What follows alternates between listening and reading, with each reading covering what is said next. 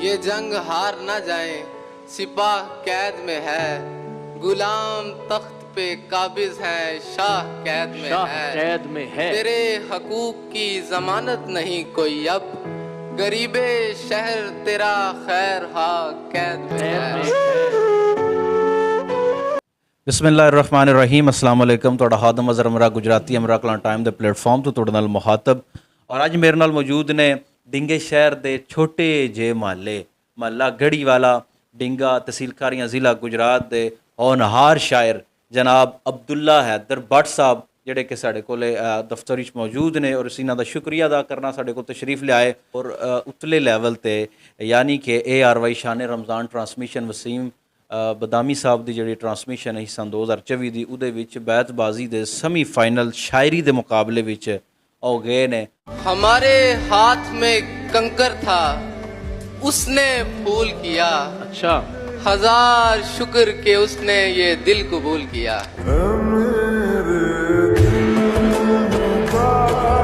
ਔਰ ਪਹਿਲਾਂ ਮੈਂ ਇਹਨਾਂ ਦਾ ਇੱਕ ਜਿਹੜੀ ਨਜ਼ਮ ਉਹ ਤੁਹਾਨੂੰ ਸੁਣਾਵਾਂ कि एक दिल था सो वो कर दिया दरिया के हवाले, ये जिस्म अब आकर कोई पानी से निकाले, और सूरज की ये किरणें कहीं महरूम न जाएं, इससे या उससे कहो चेहरे से ज़रा हाथ हटा ले, और ये जुर्म वो है कि फिर माफ़ी नहीं इसकी, ये जुर्म वो है कि फिर माफ़ी नहीं इसकी, ये बात समझते नहीं दिल तोड़ने वाले, और एक उम्र से आँखों में एक ख्वाब सजाए, एक उम्र से आँखों में हूँ एक ख्वाब सजाए, एक उम्र से बटवे में तस्वीर संभाले, एक उम्र से बटवे में हूँ तस्वीर संभाले। उर्दू अदब दी कमाल शायरी अब्दुल्ला हैदर भट्ट साहब ਅੱਜ ਉਹਨਾਂ ਦਾ ਸੀ ਉਹਨਾਂ ਦੇ ਤਲੀਮੀ ਕੈਰੀਅਰ ਉਹਨਾਂ ਦੀ ਨਿੱਜੀ ਜ਼ਿੰਦਗੀ ਔਰ ਉਹਨਾਂ ਦੇ ਸ਼ੌਕ ਦੇ ਬਾਰੇ ਨਾਲ ਸਵਾਲ ਕਰਨੇ। अस्सलाम वालेकुम। वालेकुम अस्सलाम। ਸਭ ਤੋਂ ਪਹਿਲਾਂ ਇਹ ਦੱਸੋ ਤੁਹਾਡਾ ਕੀ ਹਾਲ ਹੈ? अल्हम्दुलिल्लाह। ਯਕੀਨਨ ਅੱਜ ਮੌਸਮ ਹੈ ਔਰ ਸਫ਼ਰ कैसा रहा?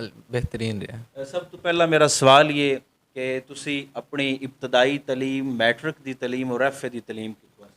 मैं अपनी इब्तदाई तलीम इत्थे डिंगे एक स्कूल है पाकिस्तान पब्लिक स्कूल तारिक हमीद राठौर साहब दा उत्थों हासिल की। 8वीं जमात तक मैं उत्थे पढ़िया। उस तो बाद मैं चन्नन चला गया सी Wisdom Boys High School Channan, matric मैं उत्थे कीता। उस तो बाद मैं इस टाइम पाकिस्तान दे एक बेहतरीन तलीमी इदारे गवर्नमेंट कॉलेज लाहौर से तलीम हासिल कर रहा। ਉਮਰ ਦੇ ਹਵਾਲੇ ਨਾਲ ਸਾਡੇ ਨਾਜ਼ਰੀਨ उम्र मेरी 19 साल हो गई है, होने वाली है बस मैं 19 साल। ਤੇ ਇਹ ਨਿੱਜੀ ਜ਼ਿੰਦਗੀ ਦੇ ਹਵਾਲੇ ਨਾਲ ਤੁਸੀਂ ਕਿਤਨੇ ਫੈਮਿਲੀ ਮੈਂਬਰ ਨੇ ਔਰ ਸ਼ਾਇਰੀ ਦੇ ਵਿੱਚ ਕਿਆ ਆਲਰੇਡੀ ਕੋਈ ਤੁਹਾਡੇ ਇਹ ਮਰੂਸੀ ਸ਼ੌਕ ਹੈ ਜਾਂ ਸਿਰਫ ਇਹ ਪਹਿਲਾ ਸ਼ੌਕ ਜਿਹੜਾ ਤੁਹਾਨੂੰ ਹੀ ਫੈਮਿਲੀ ਵਿੱਚ ਪਿਆ? साढ़े मेरी 3 बहना ने और मैं अकेला भाई हाँ। बाकी शायरी के हवाले नाल मरूसी है बिल्कुल। मेरे दादा एक शायरी करते सी, मेरे अबू शायरी करते सी, एंड उन्होंने तो यह शौक मेरे तक आया। तो वो कुछ गालिब ने कहा सी कि गो मैं रहा रही ने सितम हाय रोज़गार, लेकिन तेरे ख्याल से गाफिल नहीं रहा। कोई रोज़गार के मसाइल सन उन्होंने, सो अपने इस शौक को अगे नहीं लैके जा सके। दोवें कुछ इस पाए तक नहीं लैके जा सके, लेकिन मैनू कुछ इस तरह की तहरीक आई कि मैं जरूर इनू अगे लैके चला, अपने दीगर तलीम दे नाल ही इनू लैके चला। सो मैं इनू अपने नाल लैके चल रहा। माशाअल्लाह जी, यानी कि अब्दुल्ला हैदर साहब ਦੇ ਦਾਦਾ ਅਬੂ ਨੂੰ ਵੀ ਸ਼ਾਇਰੀ ਦਾ ਸ਼ੌਕ ਆ ਔਰ ਵਾਲਿਦ ਮੁਹਤਰਮ ਨੂੰ ਵੀ, ਔਰ ਯਕੀਨਨ ਬਹੁਤ ਸਾਰੇ ਸ਼ੌਰਾ ਐਸੇ ਗੁਜ਼ਰੇ ਨੇ ਜਿਨ੍ਹਾਂ ਨੇ ਹਾਲਾਤ ਜ਼ਿੰਦਗੀ ਦੀ ਵਜ੍ਹਾ ਤੋਂ ਆਪਣੇ ਉਸ ਸ਼ਾਇਰੀ ਦੇ ਸ਼ੌਕ ਨੂੰ ਤੇ ਜਾਰੀ ਰੱਖਿਆ, ਲੇਕਿਨ ਇੰਤਹਾਈ ਯਾਨੀ ਕਿ ਅਲਫਾਜ਼ ਨਹੀਂ ਕਿਤਨੀ ਮੁਸ਼ਕਲ ਦੇ ਵਿੱਚ ਸ਼ਾਇਰੀ ਨੂੰ ਦੇ ਵਿੱਚ ਸਾਗਰ ਸਦੀਕੀ ਸਾਹਿਬ ਨੇ, ਦਾਨਿਸ਼ ਸਾਹਿਬ ਨੇ, ਬਹੁਤ ਸਾਰੇ ਸ਼ਾਇਰ ਐਸੇ ਨੇ ਜਿਨ੍ਹਾਂ ਕੋਲ ਬੰਦੇ ਇੱਕ ਚਾਹ ਦਾ ਪਿਆਲਾ ਦੇ ਕੇ ਤੇ ਆਖਦੇ ਇੱਕ ਨਜ਼ਮ ਲਿਖ ਦਿਓ। ਤੇ ਯਾਨੀ ਕਿ ਫੁੱਟਪਾਥ ਤੇ ਜਿਹੜੀ ਉਹ ਜ਼ਿੰਦਗੀ ਬਹੁਤ ਸਾਰੇ ਸ਼ਾਇਰਾਂ ਗੁਜ਼ਾਰੀ, ਲੇਕਿਨ ਇਹਨਾਂ ਨੇ ਆਪਣੇ ਦਾਦੇ ਦੇ ਸ਼ੌਕ ਨੂੰ ਲੈ ਕੇ ਆਵ ਲੱਗੇ ਨੇ। ਸ਼ਾਇਰੀ ਦੀ ਇਬਤਦਾ ਔਰ ਜਾਂ ਪਹਿਲਾ ਸ਼ੇਰ ਤੁਸੀਂ ਕਿੱਥੇ ਲਿਖਿਆ, ਕਿਹਨੂੰ ਚੈੱਕ ਕਰਾਇਆ, ਜਾਂ ਕਿਸ ਤਰ੍ਹਾਂ ਪਤਾ ਲੱਗਿਆ ਇਹਦਾ ਜਿਹੜਾ ਬੈਰ ਹੈ, ਇਹਦਾ ਵਜ਼ਨ ਹੈ, ਜਾਂ ਕਿਸ ਤਰ੍ਹਾਂ ਤੁਸੀਂ ਉਹਦੇ ਤੋਂ ਮੁਤਮਈਨ ਹੋਏ ਆਪਣੇ ਪਹਿਲੇ ਸ਼ੇਰ? मेरे शुरू तो शायरी दादा अबू करते सन। दरअसल वो फौज भी सन, तो फौज भी जो रिटायर हो गए तो वो फारिग होंगे सन, मैं उन्होंने को अक्सर चला जाता सी, वो मैनू शेर उतों सुनाते सी, तो उतों मैनू शौक पै गया शायरी का। फिर शोरा पढ़द्या जिस अहमद फराज है, नासिर काजमी, मुनीर नियाजी, इन्हों पढ़द्या मतलब तुहानूं अंदाज़ा हो जाता है कि शायरी इनू कहते हैं। उंज तो शायरी तुहानूं गले महल्ले में मिल जाएगी, लेकिन शायरी किस पाए दी है, वो तो मैनू शौक पै गया शायरी का। ਤੇ ਉਸ ਤੋਂ ਬਾਅਦ ਮੈਂ ਸਭ ਤੋਂ ਪਹਿਲਾ ਸ਼ੇਰ ਕੁਝ 5 ਸਾਲ ਪਹਿਲੇ ਕਿਹਾ ਸੀ ਤੇ ਮਤਲਬ ਉਹ ਬੇਵਜ਼ਨ ਸੀ, ਮਤਲਬ ਇੰਨਾ ਮੈਨੂੰ ਸ਼ੇਰ ਨਹੀਂ ਸੀ ਕਹਿਣਾ ਆਉਂਦਾ, ਲੇਕਿਨ ਮੈਂ ਆਪਣੇ ਦਾਦਾ ਨੂੰ ਸੁਣਾਇਆ ਸੀ ਤੇ ਉਹਨਾਂ ਉਹਦੇ ਵਿੱਚ ਮੇਰੀ ਗਲਤੀਆਂ ਕੱਢੀਆਂ ਕਿ ਇੱਥੋਂ ਇਹ ਗਲਤ ਹੈ, ਇੱਥੋਂ ਇਹ ਗਲਤ ਹੈ। ਤੇ ਉਸ ਤੋਂ ਬਾਅਦ ਮਤਲਬ ਪਹਿਲਾ ਸ਼ੇਰ ਮੈਂ ਆਪਣੇ ਦਾਦਾ ਨੂੰ ਸੁਣਾਇਆ ਸੀ ਤੇ ਉਹਨਾਂ ਮੇਰੀ ਅਬਦੁੱਲਾ ਸਾਹਿਬ ਨੇ ਬੜਾ ਕਮਾਲ ਜੁਮਲਾ ਆਖਿਆ ਕਿ ਗਲੀ ਮੁਹੱਲੇ ਵਿੱਚ ਵੀ ਜਿਹੜੀ ਇਹ ਸ਼ਾਇਰੀ ਲੱਭ ਜਾਂਦੀ ਹੈ, ਤੁਮ ਆਤੇ ਹੋ ਹਮ ਜਾਤੇ ਹੈ, ਇਹ ਵਾਕਈ ਲੱਭ ਜਾਂਦਾ ਹੈ। ਲੇਕਿਨ ਵੇਖੋ ਸ਼ਾਇਰੀ ਤਖਯਲ ਦਾ ਨਾਂ ਹੈ ਜੀ, ਜਿਹੜਾ ਨਾ ਕਾਫੀਆ ਰਦੀਫ ਉਹ ਕੋਈ ਵੀ ਰਲਾ ਲੈਂਦਾ, ਠੀਕ ਹੈ, ਲੇਕਿਨ ਤਖਯਲ ਨਹੀਂ ਜਿਤਨਾ ਚਿਰ ਉਤਨਾ ਚਿਰ ਸ਼ਾਇਰੀ ਨਹੀਂ। ਤੁਸੀਂ ਕਿਸ ਸ਼ਾਇਰ ਨੂੰ ਪਸੰਦ ਕਰਦੇ ਹੋ? ਮੈਨੂੰ ਨਾਸਿਰ ਕਾਜ਼ਮੀ ਬਹੁਤ ਪਸੰਦ ਹੈ, ਅਹਿਮਦ ਫਰਾਜ਼ ਬਹੁਤ ਪਸੰਦ ਹੈ। ਨਾਸਿਰ ਕਾਜ਼ਮੀ ਦੀ ਤੁਸੀਂ ਅਗਰ ਸ਼ਾਇਰੀ ਸੁਣਨ ਵਾਲੇ ਪੜ੍ਹਨ ਵਾਲੇ ਜਾਣਦੇ ਨੇ ਕਿ ਉਹਦੀ ਜਿਹੜੀ ਹਿੱਸੇ ਜਮਾਲੀਆਤ ਹੈ ਉਹ ਬੜੀ ਸਾਦਾ ਜੀ ਹੈ, ਉਹ ਸਾਦੀ ਜੀ ਗੱਲ ਨੂੰ ਵੀ ਇਸ ਤਰ੍ਹਾਂ ਪੇਸ਼ ਕਰਦਾ ਹੈ ਕਿ ਤੁਹਾਨੂੰ ਇੱਕ ਦੇਰ ਤੱਕ ਉਹਦੀ ਖੁਸ਼ਬੂ ਆਪਣੇ ਇਰਦ ਗਿਰਦ ਮਹਿਸੂਸ ਹੁੰਦੀ ਹੈ। ਉਹ ਕੋਈ ਐਸੀ ਗੱਲ ਨਹੀਂ ਕਰਦਾ ਕਿ ਤੁਸੀਂ ਘੰਟਾ ਬਹਿ ਕੇ ਸੋਚਦੇ ਰਹੋਗੇ ਹਾਂ ਉਹਨੇ ਕੀ ਮਤਲਬ ਹੈ ਇਹਦਾ। ਉਹ ਬੜੀ ਕੋਈ ਸਾਦਾ ਜੀ ਗੱਲ ਕਰਦਾ, ਜਿਸ ਤਰ੍ਹਾਂ ਉਹਦੀ ਬੜੀ ਮਸ਼ਹੂਰ ਗਜ਼ਲ ਹੈ ਕਿ ਨੀयत शौक भर ना जाए कहीं, तू भी दिल से उतर ना जाए कहीं, आज देखा है तुझको देर के बाद, आज का दिन गुजर ना जाए कहीं। मतलब उन्हें वो बिल्कुल सादा जी गल कर रहा हूँ, शायर ने वो लफ्ज़ घसीट के ऐसी गल कर देंगे बंदा घंटा सोचता रहिंदा पता नहीं की गल कर रहा गल होई कि। उस तो बाद मैनू अहमद फराज बड़ा पसंद है। अहमद फराज ने जिस तरह रोमान लिखा है बड़ा मुश्किल है, वो मशहूर गज़ल है सुना है लोग उसे आंख भर के देखते हैं, तो वो उन्हें किहड़ा इस्तारा जिहड़ा छड़ छड़िया है उन्हें हर इस्तारा तकरीबन इस्तेमाल किया। सो मुनीर नियाज़ी है वो शायरी अगर तुम पढ़ो तो तुहानूं एक अजीब अपने इर्द गिर्द एक कैफियत जी महसूस होती है, तुसी अच्छा महसूस करो। शायरी मेरे नज़दीक एक इल्हामी काम है कि तुहाडे उतरदी है, तुसी उहनूं महसूस करते हो। सो शायर ने नासिर काज़मी, अहमद फराज है, मुनीर नियाज़ी है, ਇਹ ਮੈਨੂੰ ਪਸੰਦ ਨੇ ਬਹੁਤ ਜ਼ਿਆਦਾ। ਤੁਹਾਡੇ ਯਾਨੀ ਕਿ ਅਸਲ ਫੇਵਰਟ ਜਿਹੜੇ ਨੇ ਉਹ ਨਾਸਿਰ ਕਾਜ਼ਮੀ ਸਾਹਿਬ? ਹਾਂਜੀ, ਨਾਸਿਰ ਕਾਜ਼ਮੀ ਮੈਨੂੰ ਬਹੁਤ ਪਸੰਦ ਹੈ। ਅੱਛਾ, ਜਿਹੜਾ ਕਿ ਤੁਸੀਂ ਬੈਤਬਾਜ਼ੀ ਦਾ ARY ਜਿਹੜਾ ਤੁਸੀਂ ਵਸੀਮ ਬਦਾਮੀ ਸਾਹਿਬ ਦੇ ਪ੍ਰੋਗਰਾਮ ਵਿੱਚ ਗਏ ਹੋ, ਇਹ ਕਿਸ ਤਰ੍ਹਾਂ ਤੁਸੀਂ ਉੱਥੇ ਗਏ ਹੋ? ਦਰਅਸਲ ਜਿਹੜੀ ਵਸੀਮ ਬਦਾਮੀ ਸਾਹਿਬ ਦੀ ਰਮਜ਼ਾਨ ਟਰਾਂਸਮਿਸ਼ਨ ਹੈ ਸ਼ਾਨ ਰਮਜ਼ਾਨ, ਉਹ ਬਹੁਤ ਜ਼ਿਆਦਾ ਵੇਖੀ ਜਾਂਦੀ ਹੈ, ਸਾਰੇ ਹਰ ਘਰ ਵਿੱਚ ਤਕਰੀਬਨ ਉਹ ਵੇਖੀ ਜਾਂਦੀ ਹੈ। ਸੋ ਪਿਛਲੇ ਸਾਲ ਇਹਦਾ ਰੁਝਾਨ ਬਹੁਤ ਜ਼ਿਆਦਾ ਉੱਠਿਆ ਸੀ ਬੈਤਬਾਜ਼ੀ ਦਾ ARY 'ਤੇ ਸਾਡੇ ਇੱਕ ਸੀਨੀਅਰ ਸਨ ਸੈਫੁਰ ਰਹਿਮਾਨ ਉੱਥੇ ਗੌਰਮੈਂਟ ਕਾਲਜ ਦੇ, ਅਤੇ ਉਹ ਪਿਛਲੇ ਸਾਲ ਕਾਫੀ ਉਹਨਾਂ ਦੀ ਜਿਹੜਾ ਅੰਦਾਜ਼ੇ ਬਿਆਨ ਸੀ ਲੋਕਾਂ ਨੂੰ ਬਹੁਤ ਪਸੰਦ ਆਇਆ ਸੀ, ਅਤੇ ਉਹਨਾਂ ਨੂੰ ਵੇਖ ਕੇ ਸਾਨੂੰ ਵੀ ਸ਼ੌਕ ਆਇਆ, ਸਾਨੂੰ ਵੀ ਤਹਿਰੀਕ ਆਈ ਕਿ ਅਸੀਂ ਵੀ ਜ਼ਰੂਰ ਇਹਦੇ ਵਿੱਚ ਤਬਾਹ ਆਜ਼ਮਾਈ ਕਰੀਏ। ਅਤੇ ਫਿਰ ਅਸੀਂ ਵੀ 1 ਸਾਲ ਤਕਰੀਬਨ ਤਿਆਰੀ ਕੀਤੀ, ਅਤੇ ਫਿਰ ਇਸ ਤਰ੍ਹਾਂ ਹੁੰਦਾ ਕਿ ਤਕਰੀਬਨ 1 ਮਾਹ ਪਹਿਲੇ ਰਮਜ਼ਾਨ ਤੋਂ ਉਹਨਾਂ ਦਾ ਆ ਜਾਂਦਾ ਪੋਸਟਰ, ਅਤੇ ਉਹਦੇ ਵਿੱਚ ਉਹ ਫਿਰ ਪਹਿਲੇ ਰਜਿਸਟ੍ਰੇਸ਼ਨ ਕਰਵਾਉਣੀ ਪੈਂਦੀ ਹੈ, ਫਿਰ ਉਹ ਤੁਹਾਡਾ ਆਡੀਸ਼ਨ ਲੈਂਦੇ ਨੇ। ਇਹ ਨਹੀਂ ਕਿ ਕਿਸੇ ਨੂੰ ਵੀ ਚੁੱਕ ਕੇ ਲੈ ਜਾਂਦੇ ਨੇ। ਬਾਅਦ ਲੋਕ ਸਮਝਦੇ ਨੇ ਕਿ ਹਾਂ ਕੋਈ ਵੀ ਜਾ ਸਕਦਾ, ਨਹੀਂ, ਪਹਿਲੇ ਉਹ ਤੁਹਾਡੀ ਰਜਿਸਟ੍ਰੇਸ਼ਨ ਕਰਦੇ ਨੇ, ਫਿਰ ਉਸ ਤੋਂ ਬਾਅਦ ਤੁਹਾਡੇ ਕੋਲ ਆਡੀਸ਼ਨ ਲੈਂਦੇ ਨੇ, ਤੁਹਾਨੂੰ ਚੈੱਕ ਕਰਦੇ ਨੇ ਹਾਂ ਐਸਪਾਇਰ ਦੇ ਹੈ ਨੇ ਕਿ ਇਹ TV 'ਤੇ ਆ ਸਕਦੇ ਨੇ। ਅਤੇ ਅਸੀਂ ਵੀ ਪਹਿਲੇ ਰਜਿਸਟ੍ਰੇਸ਼ਨ ਕਰਵਾਈ ਸੀ, ਫਿਰ ਸਾਡਾ ਇੰਟਰਵਿਊ ਆਡੀਸ਼ਨ ਹੋਇਆ ਸੀ, ਆਡੀਸ਼ਨ ਦੇਣ ਤੋਂ ਬਾਅਦ ਫਿਰ ਅਸੀਂ ਇੱਥੇ TV ਤੱਕ ਗਏ ਸੀ। ਮੈਂ ਸੁਣਿਆ ਤੁਹਾਨੂੰ 804 ਦੀ ਆਲਾ ਕਿਆਦਤ ਨੇ ਫ਼ੋਨ ਕੀਤੇ ਨੇ, ਉਹ ਕਿਹੜਾ ਸ਼ੇਰ ਤੁਹਾਡਾ ਮੁਲਕੀ ਲੈਵਲ ਦੇ ਉੱਤੇ ਉਹ ਵਾਇਰਲ ਹੋਇਆ ਹੈ, ਉਹ ਤਾਂ ਸਾਡੇ ਤੁਸੀਂ ਨਾਜ਼ਰੀਨ ਨੂੰ ਸੁਣਾਓ। ਸ਼ੇਰ ਮੈਂ ਸੁਣਾ ਦੇਣਾ। ਸੁਣਾਉਣ ਤੋਂ ਪਹਿਲੇ ਮੈਂ ਜ਼ਰੂਰ ਦੱਸਣਾ ਚਾਹਾਂਗਾ ਕਿ ਜਦੋਂ ਮੈਂ ਇਹ ਸ਼ੇਰ ਲਿਖਿਆ ਸੀ ਆਪਣੇ ਇੰਤਹਾ ਵਿੱਚ ਕਿ ਮੈਂ ਜ਼ਰੂਰ ਪੜ੍ਹਾਂਗਾ, ਤਾਂ ਮੈਨੂੰ 1-2 ਬੰਦਿਆਂ ਨੇ ਮਨਾ ਕੀਤਾ ਕਿ ਇਹ ਨਾ ਪੜ੍ਹੀ, शायद कुछ लोग ऐसे तो इत्तेफाक ना भी करें, लेकिन रसूलुल्लाह सल्लल्लाहु अलैहि वसल्लम ने फरमाया कि एक हदीस जो है ना दी कि बुराई को अगर जिसे बुरा समझते हो उसे हाथ से रोको, हाथ से नहीं रोक सकते तो ज़ुबान से नहीं तो उसे दिल में बुरा समझो। मैं ਇਹਨੂੰ ਜ਼ੁਬਾਨ ਨਾਲ ਬਿਆਨ ਕਰ ਸਕਦਾ ਸੀ, ਮੇਰੇ ਨਜ਼ਦੀਕ ਬੁਰਾ ਸੀ ਜੋ ਹੋ ਰਿਹਾ ਮੁਲਕੀ हुकूमत, तो मैं उन्होंने अपनी ज़ुबान नाल बयान कर सकता सी, मैं ज़रूर किया।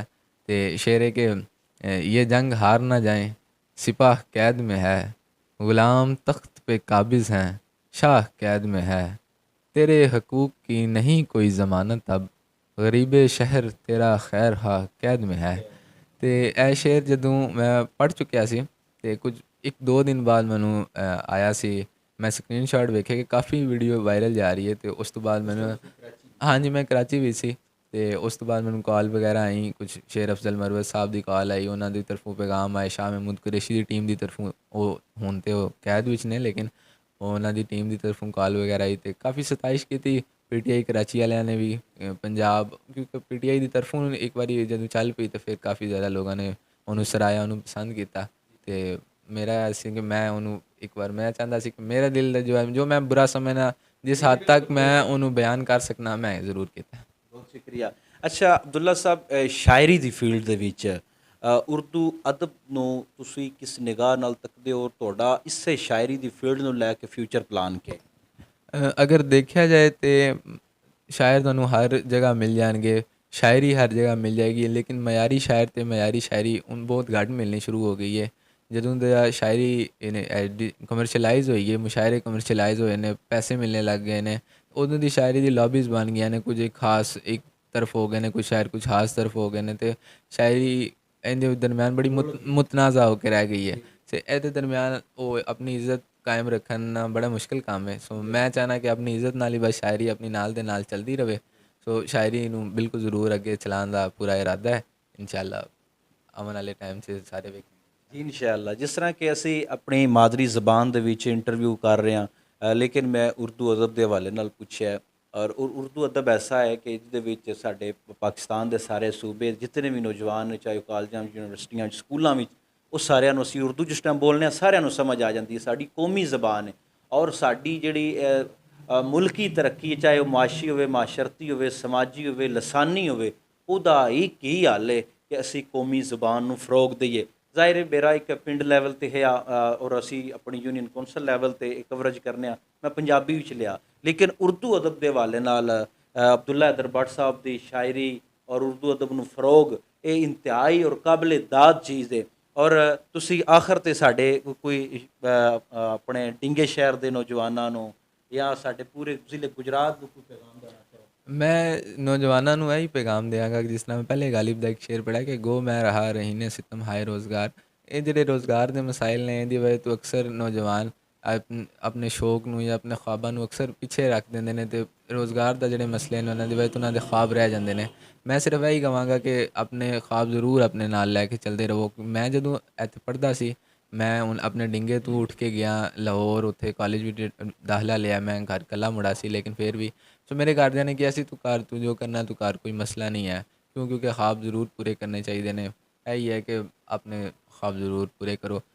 ਇੱਥੋਂ ਡਿੰਗੇ ਤੋਂ ਉੱਥੇ ਜਾ ਕੇ ਆਪਣਾ ਸ਼ਾਇਰੀ, ਆਪਣੇ ਸ਼ੌਕ ਸਾਰੇ ਜਾਰੀ ਰੱਖਣ ਦਾ ਇੱਕੋ ਹੀ ਮਕਸਦ ਸੀ ਕਿ ਅਗਰ ਕੋਈ ਦੇਖੇ, ਕੋਈ ਮੈਨੂੰ ਵੇਖ ਕੇ ਅਗਰ ਕੋਈ ਕਿਸੇ ਦੇ ਅੰਦਰ ਜਿਸ ਤਰ੍ਹਾਂ ਸਾਨੂੰ ਆਪਣੇ ਵੱਡਿਆਂ ਨੂੰ ਵੇਖ ਕੇ ਅਬ ਸ਼ੌਕ ਪਿਆ ਹੈ, ਇਸ ਤਰ੍ਹਾਂ ਕਿਸੇ ਨੂੰ ਅਗਰ ਮੇਰੀ ਤਰਫੋਂ ਮੈਨੂੰ ਵੇਖ ਕੇ ਕੋਈ ਸ਼ੌਕ ਆ ਜਾਏ, ਉਹ ਵੀ ਇਸੇ ਤਰਫ ਆ ਜਾਏ, ਅਤੇ ਉਹਨੂੰ ਉਹਦੇ ख्वाब ਵੀ ਪੂਰੇ ਹੋ ਜਾਣ, ਅਤੇ ਮੇਰੇ ਵਾਸਤੇ ਉਹ ਖੁਸ਼ੀ ਦੀ ਗੱਲ ਹੈ। 19 ਸਾਲ ਅਬਦੁੱਲਾ हैदर ਸਾਹਿਬ, ਯਕੀਨਨ ਮੈਂ ਆਖਰੀ ਸਵਾਲ ਤੁਹਾਡੇ ਨਾਲ ਕਰਨਾ, ਹੁਣ ਜਿਹੜਾ ਤੁਸੀਂ ਇੱਕ ਰੂਟੀਨ ਰੱਖੀਏ ਔਰ ਕਿਸ ਤਰ੍ਹਾਂ ਤੁਸੀਂ ਸ਼ੇਰ ਲਿਖਦੇ ਹੋ, ਔਰ ਉਹਨੂੰ ਜਿਹੜਾ ਉਹ ਰਿਟਨ ਫਾਰਮ ਵਿੱਚ ਜਾਂ ਇੱਕ ਕਿਤਾਬੀ ਸੂਰਤ ਦਿਵਾਉਣਾ ਚਾਹੁੰਦੇ ਹੋ, ਜਾਂ ਕਦੋਂ ਤੱਕ ਜਿਹੜਾ ਤੁਹਾਡਾ ਇੱਕ ਉਹ ਦੀਵਾਨ ਦੀ ਸੂਰਤ ਬਣਦੀ, ਜਾਂ ਕੋਈ 100 ਸਫ਼ੇ ਦਾ ਜੀ ਸ਼ਾਇਰੀ ਦੀ ਪੂਰੀ ਕਿਤਾਬ ਬਣਦੀ ਹੈ? ਲਿਖਣ ਦਾ ਕੀ ਤਰੀਕਾ? ਸ਼ੇਰ ਜਿਹੜੀ ਆਮਦ ਹੁੰਦੀ ਹੈ, ਉਹ ਇੱਕ ਕੈਫੀਅਤ ਹੁੰਦੀ ਹੈ ਤੁਹਾਡੇ 'ਤੇ, ਉਹ ਤਾਰੀ ਹੁੰਦੀ ਹੈ, ਜਾਂ ਤੁਸੀਂ ਕੋਈ ਮੰਜ਼ਰ, ਹੁਣ ਸ਼ਾਇਰ ਦਾ ਕੰਮ ਹੈ ਹੀ ਹੈ ਕਿ ਉਹ ਇੱਕ ਹਵਾਈ ਇੱਕ ਮੰਜ਼ਰ ਨੂੰ ਵੀ ਅਕਸ ਨੂੰ ਵੀ ਕੈਦ ਕਰ ਲਿਓ, ਉਹਨੂੰ ਲਫ਼ਜ਼ਾਂ 'ਤੇ ਲੈ ਆਵੇ। ਯਾਨੀ ਅਗਰ ਇੱਕ ਸ਼ਾਇਰ ਹੈ, ਉਹਦੇ ਤੁਸੀਂ ਕਿਸੇ ਵੀ ਸ਼ੇਰ ਅਗਰ ਵੇਖ ਲਓ ਤਾਂ ਉਹ ਇੱਕ ਐਸਾ ਮੰਜ਼ਰ ਹੋਏਗਾ ਜਿਹੜਾ ਸ਼ਾਇਦ ਐਗਜ਼ਿਸਟ ਨਾ ਕਰਦਾ ਹੋਵੇ, ਲੇਕਿਨ ਉਹਨੇ ਉਹ ਇੱਕ ਹਵਾਈ ਚੀਜ਼ ਨੂੰ, ਖਿਆਲ ਨੂੰ ਇਸ ਤਰ੍ਹਾਂ ਲਫ਼ਜ਼ਾਂ 'ਚ ਕੈਦ ਕੀਤਾ ਕਿ ਤੁਹਾਨੂੰ ਉਹ ਬੜਾ ਖੂਬਸੂਰਤ ਲੱਗਦਾ। ਸੋ ਤਕਰੀਬਨ ਮੈਨੂੰ ਤਾਂ ਫਜਰ ਤੋਂ ਬਾਅਦ ਜਾਂ ਸੁਬਾਹ ਦੇ ਟਾਈਮ ਅਕਸਰ ਸ਼ੇਰ ਹੁੰਦੇ ਨੇ, ਅਤੇ ਮੈਂ ਉਸ ਵਕਤ ਹੀ ਜ਼ਿਆਦਾ ਲਿਖਣਾ। ਬਾਕੀ ਸ਼ਾਇਰੀ ਹੈ ਇਹ ਚੱਲ ਰਹੀ ਹੈ, ਕਿਤਾਬ ਵਗੈਰਾ ਇਸ ਤਰ੍ਹਾਂ ਹੈ ਕਿ ਮੈਂ ਹੁਣ ਲਾਹੌਰ ਰਹਿਣਾ, ਲਾਹੌਰ ਹੁਣ ਇੱਕ ਰਾਤ ਨੂੰ ਤਕਰੀਬਨ 100 ਗਜ਼ਲ ਨਿਕਲਦੀ ਹੈ, ਅਤੇ 100 ਸੁਬਾਹ ਤੱਕ ਕਿਸੇ ਨੂੰ ਕੋਈ ਵੀ ਨਹੀਂ ਪਤਾ ਹੁੰਦਾ ਕਿ ਹਾਂ ਫਲਾਣੇ ਦੀ ਗਜ਼ਲ ਆਈ ਸੀ। ਤਾਂ ਮੈਂ ਇਹਦੇ ਵਿੱਚ ਗੁਮਨਾਮ ਨਹੀਂ ਹੋਣਾ ਚਾਹੁੰਦਾ, ਕੁਝ ਇਸ ਤਰ੍ਹਾਂ ਆਪਣੀ ਸ਼ਾਇਰੀ ਨੂੰ ਲੈ ਕੇ ਚੱਲਣਾ ਚਾਹੁੰਦਾ ਕਿ ਨਾਮ ਵੀ ਰਵੇ ਅਤੇ ਕੰਮ ਵੀ ਜ਼ਿੰਦਾ ਰਵੇ। ਹੁਣ ਲੋਕ ਨੇ ਉਹ ਸ਼ੋਹਰਤ ਜਾਂ ਇਸ ਚੀਜ਼ ਦੇ ਜ਼ਿੰਦਗੀ ਵਿੱਚ ਵਾਇਰਲ ਜਾਂ ਸਕਰੀਨ ਦੇ ਸ਼ੌਕ ਚੱਲਣਾ ਪੈ ਗਏ ਨੇ ਕਿ ਉਹ ਆਪਣੇ ਸ਼ਾਇਰੀ ਦੇ ਮਿਆਰ 'ਤੇ ਬੜਾ ਕੰਪਰੋਮਾਈਜ਼ ਕਰ ਜਾਂਦੇ ਨੇ। ਮੈਂ ਚਾਹੁੰਦਾ ਕਿ ਥੋੜ੍ਹਾ ਲਿਖਾਂ, ਉਹ ਸਿਆਣੇ ਕਹਿੰਦੇ ਨੇ ਕਿ ਥੋੜ੍ਹੀ ਖਾ ਲਓ ਲੇਕਿਨ ਇੱਜ਼ਤ ਦੀ ਖਾ ਲਓ, ਅਤੇ ਥੋੜ੍ਹਾ ਲਿਖ ਲੈਣਾ, ਥੋੜ੍ਹਾ ਆਪਣਾ ਲੈ ਕੇ ਚੱਲਣਾ ਲੇਕਿਨ ਇੱਜ਼ਤ ਦਾ। ਜ਼ਰੂਰ ਇੱਕ ਸ਼ੇਰ ਸੁਣਾਉਣਾ ਚਾਹਾਂਗਾ, ਅਜ਼ਰ ਫਿਰਾਕ ਸਾਹਿਬ ਦਾ ਸ਼ੇਰ ਹੈ। हवा के रुख पर दिया धर नहीं गया था मैं, बिछड़ गया था कोई मर नहीं गया था मैं, ये और बात कि मैं नामुराद लौट आया मगर कतार में लग कर नहीं गया था मैं। सो कतार विच ना लगो, अपने आप से कोई ऐसी खसूसियत ज़रूर पैदा करो कि देखने वाले ਨੂੰ ਤੁਸੀਂ ਮੁਨਫਰਿਦ ਨਜ਼ਰ ਆਓ। ਬਹੁਤ ਸ਼ੁਕਰੀਆ ਜਨਾਬ ਅਬਦੁੱਲਾ हैदर भट्ट ਸਾਹਿਬ। ਔਰ ਮੈਂ ਡਿੰਗੇ ਦੀ ਜਿਤਨੀ ਵੀ ਇਦਾਰਿਆਂ ਦੀ ਇੰਤਜ਼ਾਮੀਆ, ਮੈਂ ਉਹਨਾਂ ਅੱਗੇ ਇਹ ਇਲਤਮਾਸ ਕਰਾਂ ਦਾ ਔਰ ਇਹ ਸਾਡੇ ਵਾਸਤੇ ਅਬਦੁੱਲਾ ਹੈਦਰ ਬੱਟ ਸਾਹਿਬ ਫਖਰ ਦੀ ਗੱਲ ਹੈ ਕਿ 19 ਸਾਲ ਦੇ ਵਿੱਚ ਇੱਕ ਸ਼ਾਇਰੀ ਜੇ ਆਲਾ ਯਾਨੀ ਕਿ ਇੱਕ ਮੈਂ ਤੇ ਇਹਨੂੰ ਜਿਸ ਤਰ੍ਹਾਂ ਕਿ ਅਬਦੁੱਲਾ ਸਾਹਿਬ ਨੇ ਆਖਿਆ ਕਿ ਇੱਕ ਇਲਹਾਮੀ ਚੀਜ਼ ਹੈ ਔਰ ਇੱਕ ਮੁਕੱਦਸ ਫੀਲਡ ਨੂੰ ਲੈ ਕੇ ਅਬਦੁੱਲਾ ਸਾਹਿਬ ਔਰ ਆਪਣੇ ਦਾਦੇ ਔਰ ਅੱਬਾ ਜਾਨ ਦੀ ਜਿਹੜੀ ਇੱਕ ਉਹ ਕੋਸ਼ਿਸ਼ ਜਿਹੜੀ ਕਿ ਅਧੂਰੀ ਰਹੀ ਉਹਨੂੰ ਲੈ ਕੇ ਗਾਂ ਚੱਲਣੇ ਚਾਹੁੰਦੇ ਨੇ। ਮੈਂ ਪੂਰੇ ਡਿੰਗੇ ਨੂੰ ਮੁਬਾਰਕਬਾਦ ਪੇਸ਼ ਕਰਨਾ ਕਿ ਉਹਨਾਂ ਵਿੱਚ ਅੱਲਾ ਨੇ ਇੱਕ ਐਸੇ ਨੌਜਵਾਨ ਨੂੰ ਜਿਹੜਾ और रखा और अपनी तलीम जारी पे करते हैं। अल्लाह इन्हों आला तलीम हासिल करने की तौफीक अता फरमाए। और ये मेरे वास्ते डिंगे वास्ते और पूरे ज़िले गुजरात वास्ते एजाज़ की गल है। और जुतना हारना ये मुकदरां की गल होंदी और सैमी फाइनल तक अब्दुल्ला साहब गए ने। मैं तुहानूं भी मुबारकबाद पेश करना और पूरे डिंगे का मैं जड़ा उन्होंने डिंगे सारे नूं शुक्रिया अदा करना। बहुत शुक्रिया जी, रब राखा। हमसे बढ़कर कोई प्यारा भी नहीं था उसको और एहसास हमारा भी नहीं था उसको। उम्र भर ताना दिया धोखा दही का उसने, मैंने ये तीर तो मारा भी नहीं था उसको।